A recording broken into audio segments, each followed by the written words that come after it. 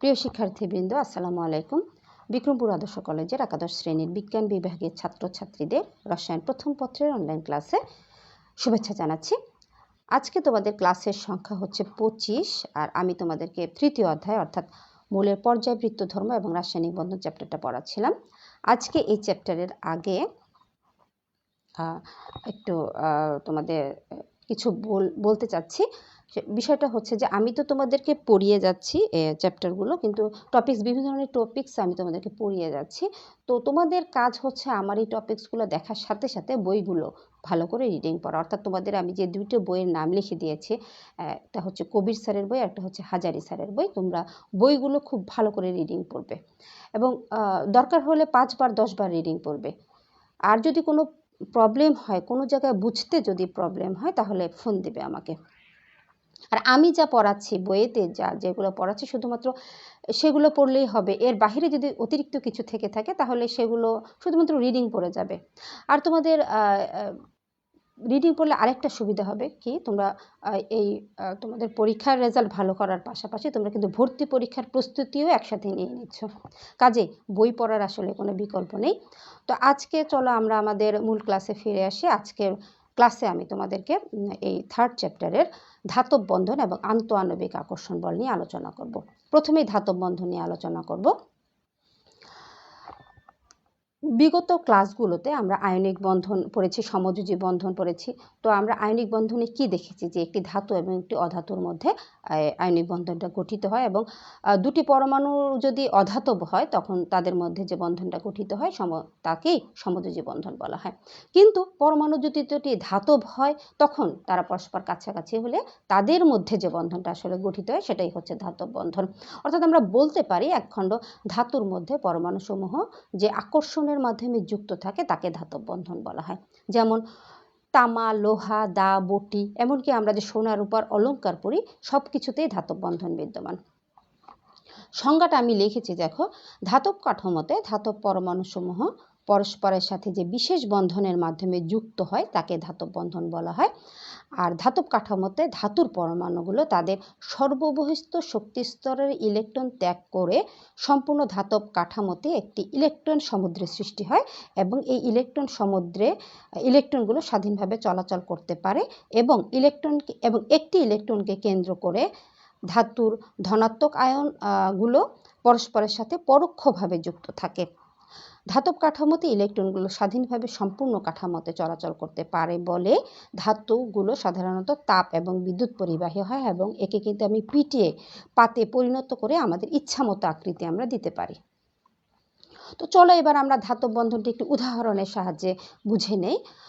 উদাহরণ হিসেবে আমরা সোডিয়াম ধাতুকে বিবেচনা করি। সোডিয়াম ধাতুটা হচ্ছে আমরা যেমন বাসায় যে ইউজ করি বল সাবান, মনে করবো একদম ঠিক বল সাবানের মতোই সোডিয়াম ধাতুটা, এবং এটাকে কিন্তু আমি ব্লেড দিয়ে কাটতে পারবো। সাবানকে যেভাবে আমরা কেটে কেটে আলাদা করে টুকরা করতে পারি, সোডিয়াম ধাতুকেও কিন্তু আমরা এরকম ব্লেড দিয়ে কাটতে পারি। আর সোডিয়াম ধাতুটা হচ্ছে একটি তীব্র সক্রিয় ধাতু, এবং এই কারণেই কিন্তু একে কেরোসিনের নিচে রাখা হয়। আমরা সোডিয়ামের পারমাণবিক সংখ্যা তো সবাই জানি, এর পারমাণবিক সংখ্যা হচ্ছে 11। অর্থাৎ এর বাহিরের শক্তি স্তরে ইলেকট্রন আছে একটি। আর আমরা তো জানি যে প্রত্যেকটা পরমাণু চায় তার নিকটতম নিষ্ক্রিয় গ্যাসের ইলেকট্রন বিন্যাস প্রাপ্ত হওয়ার জন্য। এই কারণে সোডিয়াম পরমাণুটা কি করবে, তার বাহিরের স্তর অর্থাৎ 3s যে একটা ইলেকট্রন আছে সেই ইলেকট্রনটা সে ত্যাগ করে সোডিয়াম আয়নে পরিণত হতে যাবে।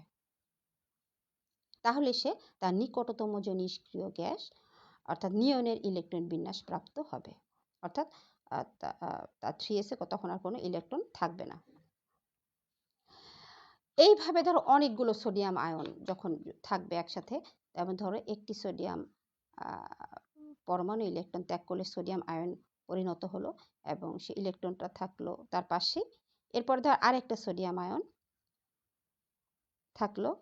তো এখন এখানে এই যে একটা ইলেকট্রনটা আছে, তো এই ইলেকট্রনটা তার পাশে যতগুলো সোডিয়াম আয়ন আছে সবাই মনে করবে যে ইলেকট্রনটা তার, অর্থাৎ এখানে এর পাশে যে সোডিয়াম আয়নটা আছে সে মনে করবে এই ইলেকট্রনটা তার, এখানে যে সোডিয়াম আয়নটা আছে এই আয়ন মনে করবে এই ইলেকট্রনটা তার।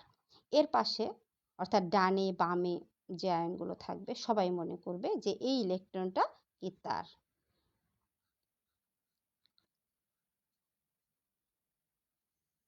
এইভাবে ধরো উপরে নিচে তো আরো সোডিয়াম আয়ন আছে, তারাও মনে করবে যে এই ইলেকট্রনটা তার।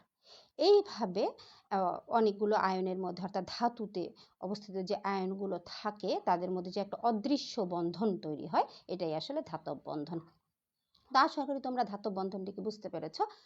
এবার আমি তোমাদের আন্তঃআণবিক আকর্ষণ বল নিয়ে আলোচনা করব।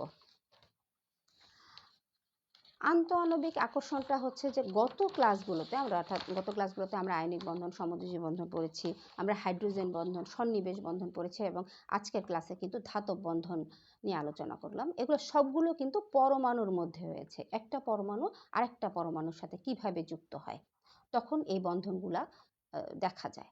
কিন্তু অণুগুলো কিভাবে যুক্ত হবে একে অপরের সাথে এবং একে অপরের সাথে যুক্ত হয়ে তারা যে পদার্থটা তৈরি করে সেই পদার্থটা তিন ধরনের হতে পারে। একটা হচ্ছে কঠিন, তরল বা গ্যাসীয়।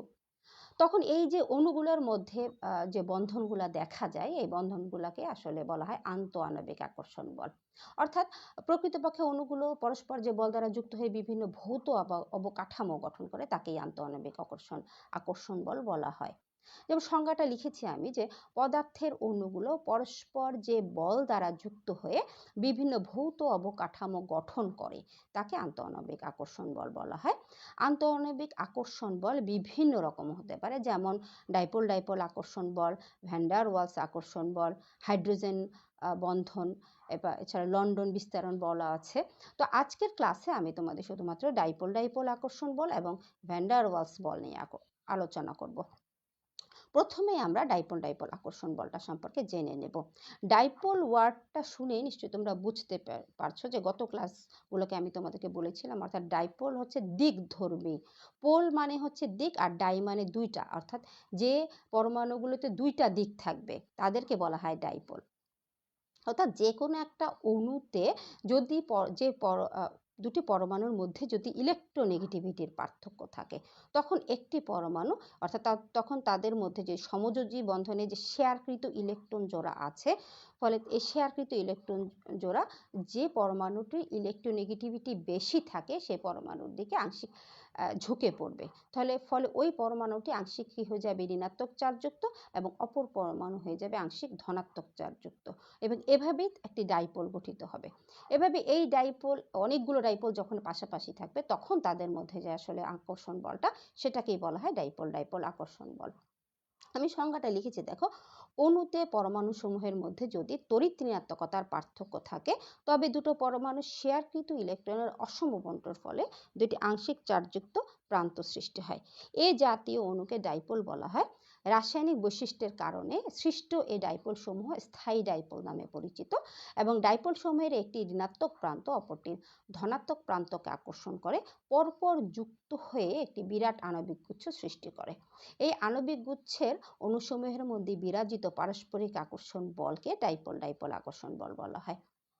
যেমন ক্লোরোফর্ম, ক্লোরোবেনজিন ইত্যাদি যৌগে ডাইপোল ডাইপোল আকর্ষণ বল বিদ্যমান। দেখো আমি তোমাদেরকে উদাহরণ দিয়ে বুঝিয়ে দিচ্ছি। ধরো যে কোনো একটা অণুর মধ্যে ইলেকট্রোনেগেটিভ যে পরমাণুগুলো আছে তাদের মধ্যে যে কোনো দুটি পরমাণুর মধ্যে ইলেকট্রোনেগেটিভিটির পার্থক্য থাকলে একটি ইলেকট্রোনেগেটিভিটির যখন পার্থক্য থাকবে তখন এদের মাঝে যে শেয়ারকৃত ইলেকট্রন যুগল সেটা যখন যার ইলেকট্রোনেগেটিভিটি বেশি থাকবে তার দিকে একটু ঝুঁকে পড়বে, ফলে ওই প্রান্তটা আংশিক ঋণাত্মক এবং অপর প্রান্তটা আংশিক ধনাত্মক হয়ে যাবে।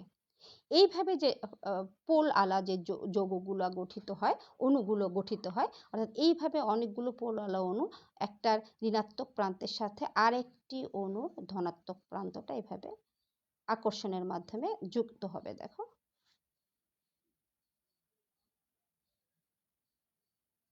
অর্থাৎ এটির ঋণাত্মক প্রান্তের সাথে এটির ধনাত্মক প্রান্ত, এটার ঋণাত্মক প্রান্তের সাথে আরেকটা ডাইপোলের ধনাত্মক প্রান্ত, এবং এদের মধ্যে যে আকর্ষণ বলটা আসলে কাজ করে সেটাই হচ্ছে ডাইপোল ডাইপোল আকর্ষণ বল। ডাইপোল ডাইপোল আকর্ষণ বল।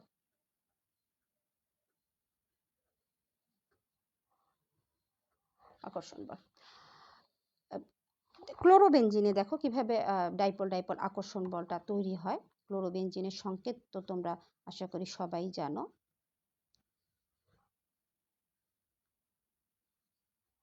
অর্থাৎ এখানে ক্লোরিন এবং কার্বন পরমাণুর মধ্যে ইলেকট্রোনেগেটিভিটি পার্থক্য থাকায় ক্লোরিন পরমাণুটি আংশিক ঋণাত্মক এবং কার্বন পরমাণুটি আংশিক ধনাত্মক চার্জযুক্ত হয়ে যাবে, অর্থাৎ এর একটি ডাইপোলে পরিণত হয়ে যাবে। এইভাবে অনেকগুলো ক্লোরোবেনজিন পাশাপাশি থাকলে দেখো তাদের মধ্যে এক ধরনের বন্ধন হবে। সবগুলোতে এরকম ক্লোরিনগুলো ঋণাত্মক এবং কার্বনগুলো হয়ে যাবে ধনাত্মক।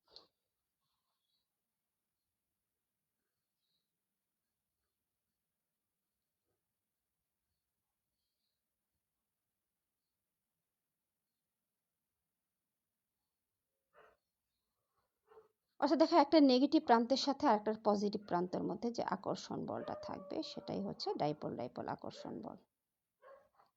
আশা করি বুঝতে পেরেছ। এরপর দেখো আমরা ক্লোরোফর্মেও দেখি। ক্লোরোফর্মের সংকেত তো তোমরা জানো, অর্থাৎ ক্লোরোফর্মের সংকেত হচ্ছে CH Cl3।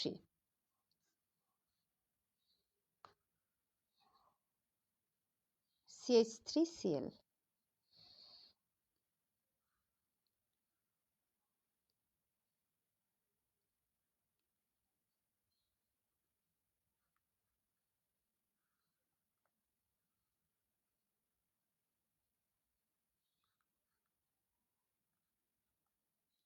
এখানে কার্বন এবং ক্লোরিনের মধ্যে ইলেকট্রোনেগেটিভিটির পার্থক্য থাকায় ক্লোরিনটা আংশিক ঋণাত্মক এবং কার্বন পরমাণুটা আংশিক ধনাত্মক চার্জযুক্ত হয়ে যায়।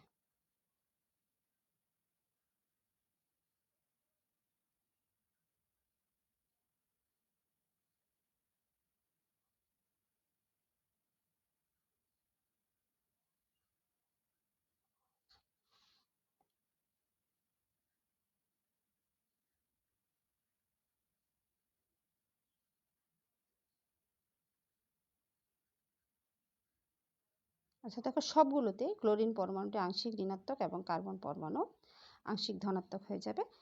তখন তাদের মধ্যে যে আকর্ষণ বলটা কাজ করবে এটাই হচ্ছে ডাইপোল ডাইপোল আকর্ষণ বল।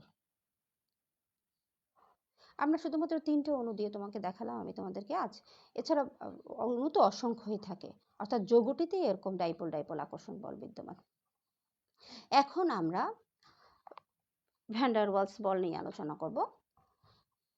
ভ্যান ডার ওয়ালস বলের সংজ্ঞাটা হচ্ছে যে সমযোজী অণুসমূহের মধ্যে পারস্পরিক অবস্থা সাপেক্ষে বিশেষ অবস্থার পরিপ্রেক্ষিতে অস্থায়ী ডাইপোল সমূহের পরস্পরের মধ্যে সৃষ্ট আন্তঃআণবিক আকর্ষণ বলকে ভ্যান ডার ওয়ালস ফোর্স বা আকর্ষণ বল বলা হয়। যেমন বেনজিন, টুলুইন, কার্বন টেট্রাক্লোরাইড এই যৌগগুলোতে ভ্যান ডার ওয়ালস আকর্ষণ বল বিদ্যমান। অর্থাৎ সমযোজী অর্থাৎ কিছু কিছু অণু আছে যাদের মধ্যে তড়িৎ ঋণাত্মকতার কোনো পার্থক্য তেমন বেশি পার্থক্য থাকে না, কিন্তু যে কোনো বিশেষ অবস্থার পরিপ্রেক্ষিতে অর্থাৎ অণুগুলো যদি কখনো ইমব্যালেন্সড হয়ে যায় তখন তাদের মধ্যে যে পরমাণুগুলো আছে তখন তাদের পরমাণুর মধ্যে যে ইলেকট্রন শেয়ারকৃত ইলেকট্রন যুগল যে কোনো একটি পরমাণুর দিকে হঠাৎ ঝুঁকে পড়ে, ফলে ওই পরমাণুটি আংশিক ঋণাত্মক এবং অপর প্রান্তটি আংশিক ধনাত্মক হয়ে যায়। তখন এই যে এই এরকম একটা অণু অর্থাৎ পোল যুক্ত একটা অণুর পাশাপাশি যখন আরেকটা অণু আসে তখন এই অণুটার একটা ঋণাত্মক প্রান্তের আকর্ষণে অপর অণুটার একটা প্রান্ত ধনাত্মক হয়ে যাবে।